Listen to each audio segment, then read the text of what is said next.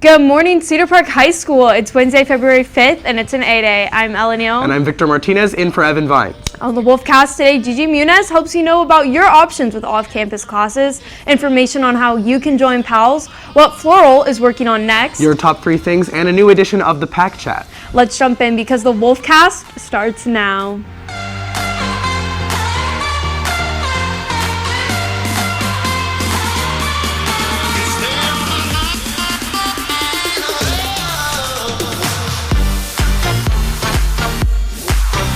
It's never too early or too late to start thinking about future classes, mostly because LASD schools provide a very extensive course catalog. But not all classes can be found in every campus. But the SubCampus program allows you to take the class you want even if it's not in your campus. Reporter Giselle Muniz has more information on this. Thanks, Victor. I talked to some students that do sub-camping to see what it's like to attend to 2 schools at the same time. Being in one school on A days and in a different one on B days may seem hard and stressful, but according to SubCampus Students, it's only stressful on the first few days. A little nervous just because it was a new class or a new school. So just like if you were transferring from middle school to high school, same thing. I was nervous because I wasn't sure where to go when I got there on my first day, or like if I'd like the people in my new class. And I was lost when I first got there because I had to show up late because I had to stop at Cedar Park first. Students that do sub-camping adapt to being in 2 schools pretty easily. It's not as scary as you think. After the first day, you get used to it and you typically end up liking it there. And you can always change your schedule if you need to. There are some factors students should consider before they try to do sub-camping. I would advise that you wouldn't do too many things at one school because you have other responsibilities at another school. And it also makes it kind of difficult because you're not there every day. I would definitely look into the different classes there and like the school itself to see if you would like attending that school and like the classes that they have to offer, and also make sure it would work well with your schedule and you have a way to actually get to your sub-campus because they don't provide transportation. Students that do sub-camping tend to really enjoy it because they get to meet new people, make new friends, and take classes they're passionate about. I found it pretty exciting because mainly just because of the class. We're doing some cool stuff. So. Sub-campusing, it's nice to go to a new campus and meet new people, and like they have a lot of different classes at different campuses that I can take. If this is your actual true passion, go there. You won't regret it, okay? If you're interested in taking any classes that are not provided in this school, don't be afraid to do it. If you have any questions about any classes or sub-campusing, make sure to ask your counselor. PALs will be having another compliment day. Last semester, PALs stood before, during, and after school to try and brighten your day by yelling out random compliments. With the start of the new semester, they thought they could do it again. PALs supervisors Randy Ballinger and Jared Lippy gave more details.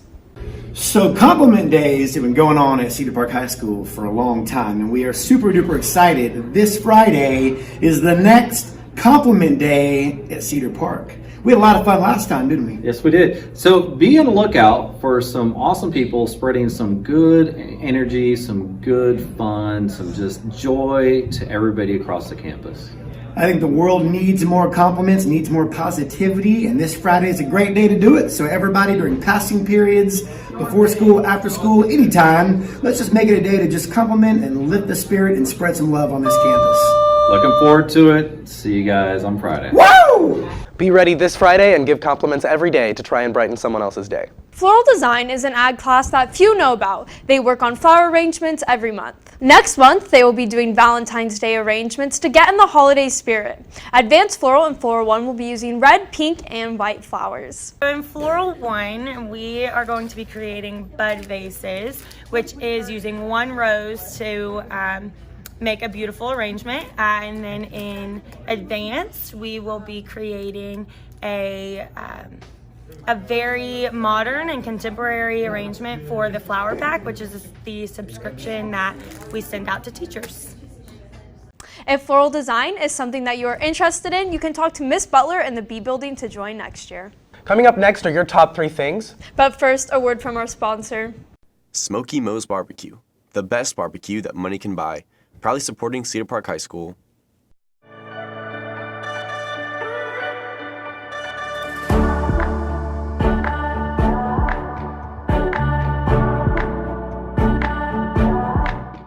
Welcome back to your top 3 things. I'm Addie Bates.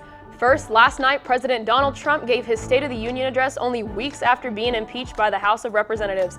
At the end of his speech, Speaker of the House Nancy Pelosi was seen tearing her copy of his speech in two. Pelosi stated it was, quote, the courteous thing to do given the alternative, end quote. However, before the State of the Union address, Pelosi was seen reaching out to shake President Trump's hand, where he quickly ignored her. Next, Selena Gomez announced yesterday that she has created her own makeup line called Rare Beauty. Gomez revealed that the line will debut this summer in Sephora stores across the nation. And finally, a study published by the Wallet Hub announced that Austin is one of the top 20 cities in the country to celebrate Valentine's Day. Even though San Francisco took the top spot, Austin was the highest ranked Texas city, coming in 17th, with the next closest city being Dallas in 24th place. Gee, that's so cool. I didn't know that Austin it's really like was Texas a city of in love. #1. Yeah, Well, out of all the cities in Texas, I was like, Austin. I mean, I don't know. It's kind of interesting. Are y'all doing anything for Valentine's Day? I don't have any plans. Honestly, I don't even know what I'm doing yet. But like, I have a friend, and her boyfriend are going to like the drive-in theater, and I think that is That's the so cutest cool. thing ever. That's so cute. Thanks, Addie. Now take a look at these announcements.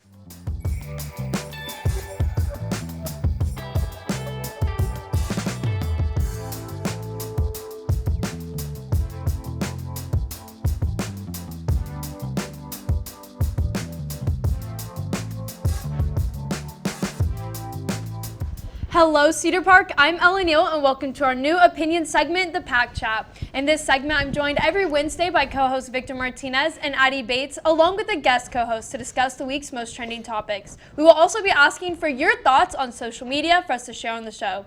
With that said, let's get started with our first trending topic of the morning. First up, Pete Buttigieg's victory claim following the Iowa caucuses had led to confusion. Despite no official results from the state Democratic Party, the former mayor claimed victory in the Iowa caucuses Monday night. The presidential candidate said, quote, we are looking at internal numbers that we had at the beginning to realize that something extraordinary had happened last night. So, was this a fair claim or just kind of one of the most millennial things you've ever heard? Okay, well, in my opinion, victorious can mean many things. I mean, victorious can be like you did better than you thought you would do, or that means you were leading. But if you look at the caucus results, like what we have so far, he has 10 delegates and Bernie Sanders has 10 delegates. Yeah. So, I mean, technically he is like leading. I mean, he did not think he was going to do this well. I mean, a lot of people didn't.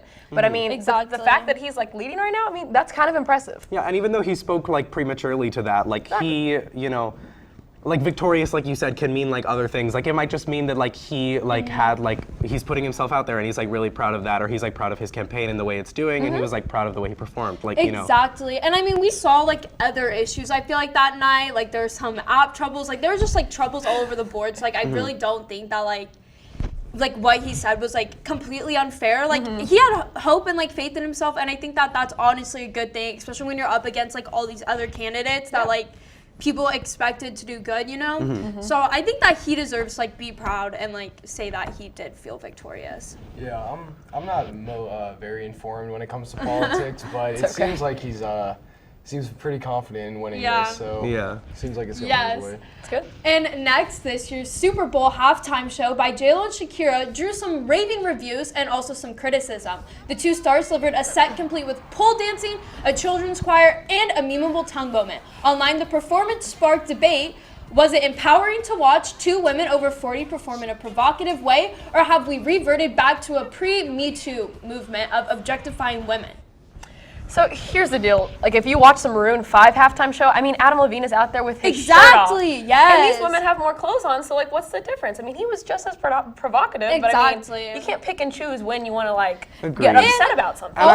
And I think that like the like what a lot of people are upset about is like a lot of like the like hippie like kind of dancing and everything that they're doing, and it's like saying that it's provocative, but that's also like extremely like cultural. Like having like grown up like with a Latin background myself, like I've been watching, especially specifically those two women perform like that since I was like really little. So I'm very used to it, and I can understand why other people aren't. But like I still think that that's not necessarily them performing for like other like men to watch them do that. It's just they're performing for themselves. And honestly, I mean, it's a Super Bowl halftime show. Like that is a huge show. Like what, you just want them to stand up there and sing with a microphone? Like no offense, but I'm just like, that would be so boring. Like they're there to impress. They're there to put on a huge show. And I think they did exactly that. I think they did a great job, especially like it was in Miami. Like it was a huge thing. And I think they did amazing. It was amazing. Great. What do you think, Griffin? I think the show went pretty well, yeah. But I do see the points of other people, because I did